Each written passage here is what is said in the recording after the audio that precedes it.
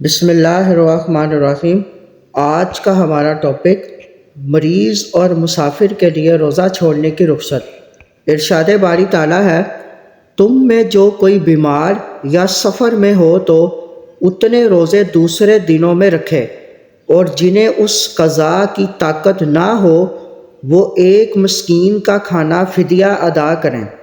روزہ رکھنے سے بیمار ہونے، بیماری بڑھنے یا ہلاکت کا اندیشہ ہو اور یہ بات تجربہ سے یا دیانت دار ماہر طبیب کے بتانے سے معلوم ہو تو روزہ چھوڑنے کی اجازت ہے۔ ایسے ہی کم از کم 92 کلومیٹر سفر کرنے والے کے لیے روزہ چھوڑنا جائز ہے۔ عذر ختم ہونے کے بعد ترک کردہ روزوں کی قضا لازم ہے۔ اگر آئندہ قضا پر قادر ہونے کا امکان نہ ہو تو فدیہ ادا کرنا لازم ہے۔ ایک روزے کا فدیہ مسکین یا غریب کو 2 وقت پیٹ بھر کر کھانا کھلانا یا فطرانہ کی مقدار رقم اناج دینا ہے۔